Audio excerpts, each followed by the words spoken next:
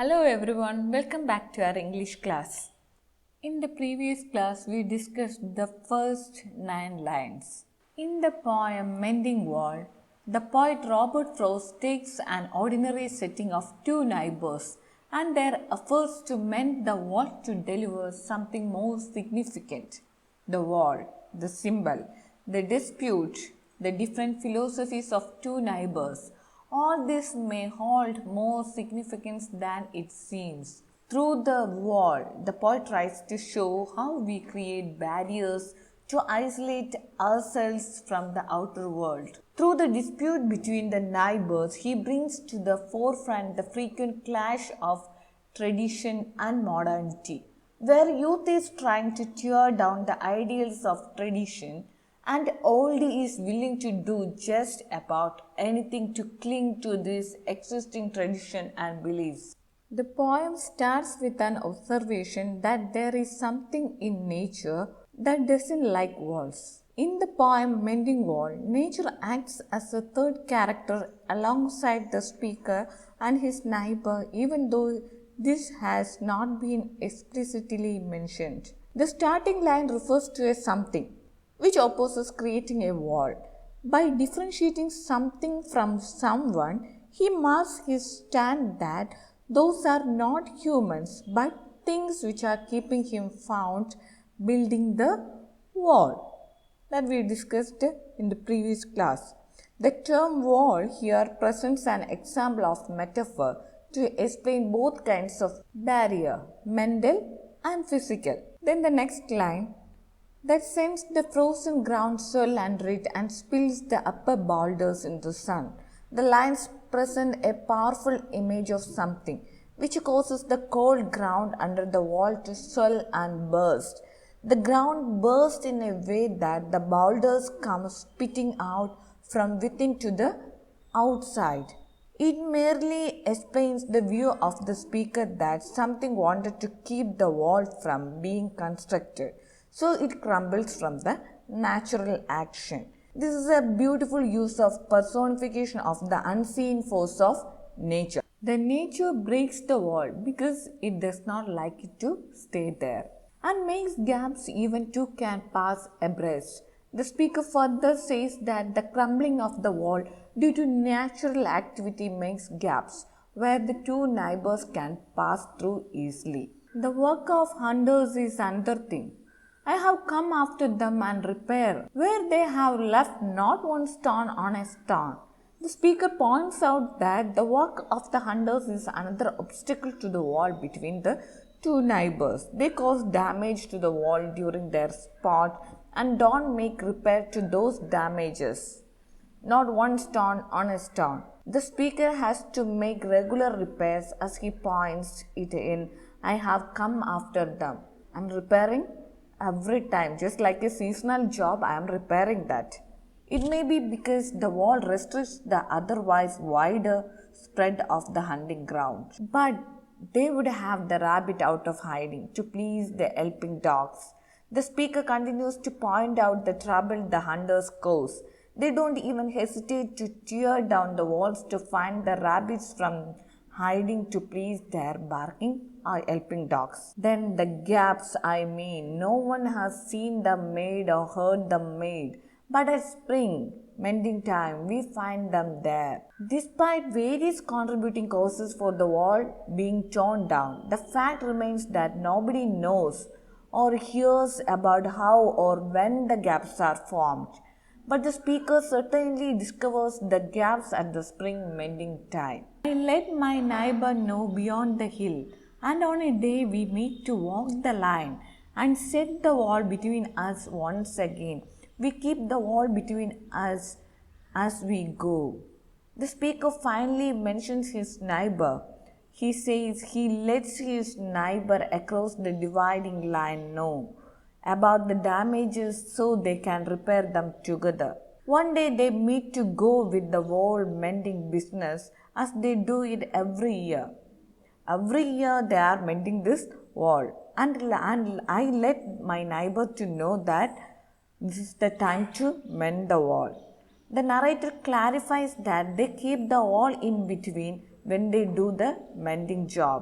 At this point in time, the two walk the whole length of the wall which separates their properties. The poet walks on his side of the wall and his neighbor walks on the other side of the wall. They fix the wall as they go. നിശ്ചയിച്ച പ്രകാരം അവർ ഒത്തുകൂടി മതിൽ നന്നാക്കുന്നു. അത്തരം സാഹചര്യത്തിൽ കവി വീണ്ടും ചിന്തിക്കുകയാണ്, മതിലിൻ്റെ ആവശ്യമുണ്ടോ? അതാണ് ഇവിടുത്തെ പ്രസക്തമായ ഭാഗം. ഇത് ചെയ്യുമ്പോൾ തന്നെ രണ്ടുപേരുടെ പ്രോപ്പർട്ടിയിൽ നിന്ന് മതിൽ നന്നാക്കുന്നു. ആ മതിൽ നന്നാക്കുന്നതിൻ്റെ കൂട്ടത്തിൽ കവി ആലോചിക്കുകയാണ്, റോബർട്ട് ഫ്രോസ്റ്റ് ചിന്തിക്കുകയാണ്, ഈ മതിലിൻ്റെ ആവശ്യം ഇവിടെ ഉണ്ടോ? എന്തിനാണ് ഞാൻ ഈ കഷ്ടപ്പെടുന്നത്? To each the boulders that have fallen to each, and some are loaves, and some so nearly balls. We have to use a spell to make them balance. Stay where you are until our backs are turned. The speaker and the neighbor notice the boulders which have fallen to either side. They find that some of these boulders look like loaves of bread, some are round as balls. They anticipate the difficulty in putting them to use and believe that it would need a spell to balance them together. He is ridiculing him so that the boulders stand on one another. തങ്ങൾ അവിടെ നിന്ന് പോകുന്ന വരെയെങ്കിലും ആ മതിൽ അതേ രൂപത്തിൽ കാണാൻ പറ്റണേ എന്നാണ് Robert ഫ്രോസ്റ്റിൻ്റെ ആഗ്രഹം. It is as though the poet and the neighbor surrender to the fact that the wall will fall apart again soon. They simply want the wall to stay intact in their presence. Then the 20th line. We wear our fingers rough with handling them. Oh, just another kind of outdoor game. One on a side, it comes to little more. As the poet and his neighbor walk the length of their wall, their hands get sore from handling all of the rocks. The poet compares the wall process to a game, like volleyball maybe. The wall is like a net, and the poet and his neighbor are the two opposing teams. The poet says that such a ritual comes to a little more. Mending the wall is just a game to him. There is no deeper purpose. It's only a outdoor game for Robert Frost. He knows that it has of no use. Then also they are repairing the walls. There where it is, we do not need the wall. He is alpine and I am apple orchard. My apple trees will never get across and eat the corns under his pines, I tell him. The poet indicates that the precious wall, the wall that he spends all of his time talking about, is actually unnecessary. He wants to convince his neighbor that the wall is plain unnecessarily. He says to his neighbor that the apples that he grows will never eat or disturb the pine trees which grow on his neighbor's property. He only says, good fences make good neighbors. Spring is the mischief in me, and I wonder if I could put a notion in his head. In response, the neighbor simply says, good fences make good neighbors. The poet desperately wants to challenge the good fences make good neighbors. That's proverb. He wishes that he can somehow inspire his neighbor to rethink the whole wall thing. The neighbor does not pay heed to the arguments the speaker puts. He only maintains good fences make good neighbors. The phrase good fences make good neighbors has been around for centuries in different words and formations. But it was Frost who framed the popular phrase to reiterate the old wisdom. He is stick on the old tradition. The neighbor is again stick on the old tradition that good fences make good neighbors. It is true that good fences keep a certain distance will create a good relationship. In the coming lines, the speaker tries to convince his neighbor the other way and nearly accuses him of being a believer of old traditions. Why do they make good neighbors? Isn't it where there are cows? But here there are no cows.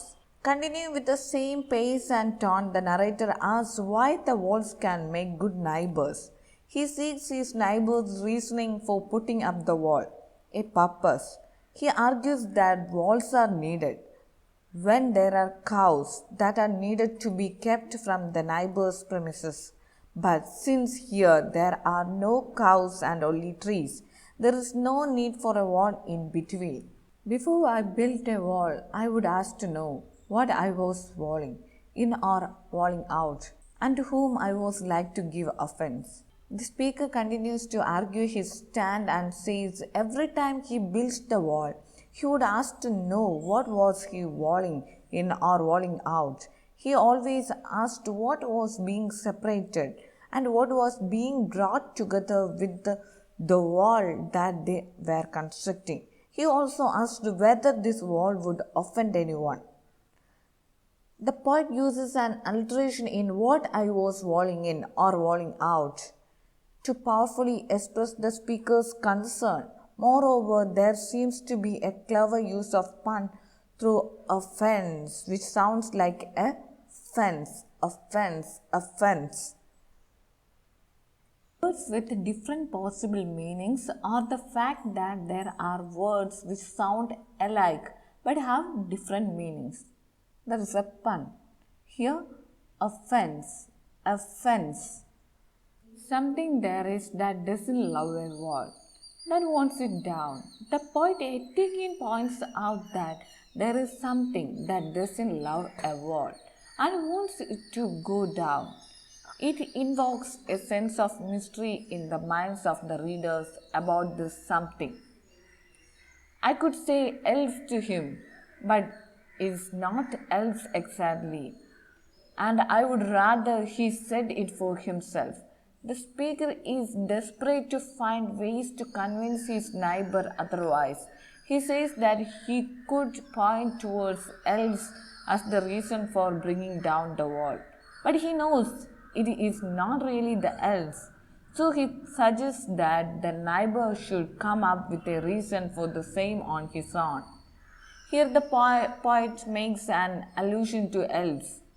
The elves are tiny, mythical, supernatural beings from folklore. I see him there, bringing a stone grasped firmly by the top, in each hand like an old stone savage armed. He moves in darkness, as it seems to me, not of woods only and the shade of trees. He will not go behind his father's saying, and he likes having thought of it so well. He says again, good fences make good neighbors. Despite all his efforts and hopes and dreams of turning the neighbor around, the speaker sees that the neighbor is bringing stone grasped firmly by the top in each of his hands. He looked like an armed old stone savage, totally unaffected by the speaker's intentions and desires. He only stick on the old tradition and saying that good fences make good neighbors. With the use of like, the poet uses simile to compare the appearance of the neighbor with an armed old stone savage. This is also symbolic in suggesting that the neighbor's thoughts and ideas were archaic. He moves in darkness. The speaker now firmly believes that the neighbor is living in darkness, not just the darkness due to woods and tree shades. The speaker feels that the neighbor is under the tight grip of darkness of ignorance. The speaker says that his neighbor is unwilling to compromise his hereditary wealth. He is unwilling to go beyond something his father used to say.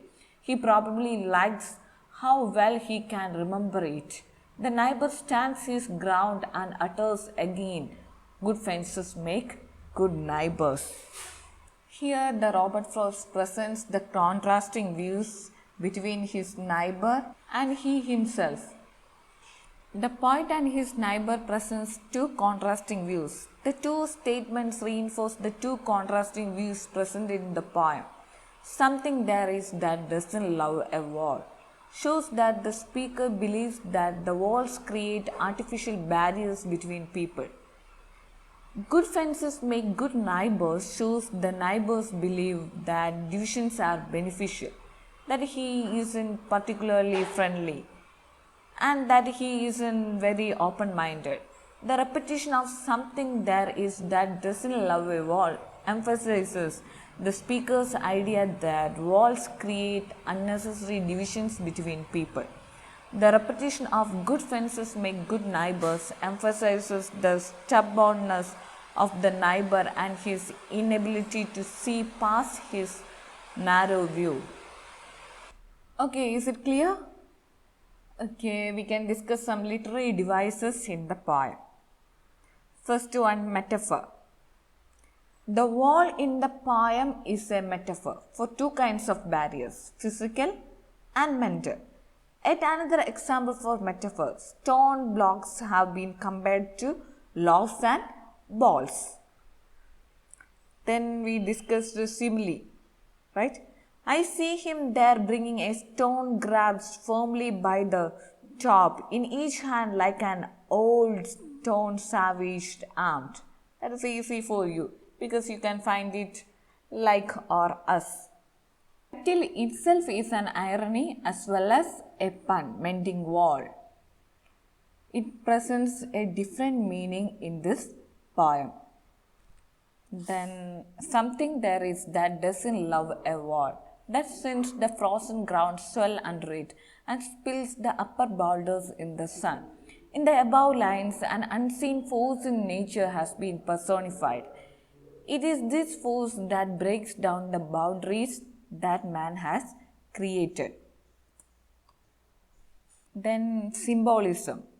Froe's poems are known for his distinctive use of symbols. These symbols enhance the significance and deeper meaning of the poem. The wall symbolizes national, racial, religious, political, and economic conflicts and discrimination which separate man from man and hinders the ways of understanding and cultivating relationship. The dispute between the two neighbors symbolizes the clash between tradition and modernity. The young generation wants to demolish the old tradition and replace it with modernity, while the old wants to cling on to the existing tradition and beliefs. In Mending Wall, Frost has taken an ordinary incident of constructing or mending a wall between his and his neighbor's garden and has turned it into a meditation on the division between human beings. Hope you understood. We can meet in the next class. Thank you.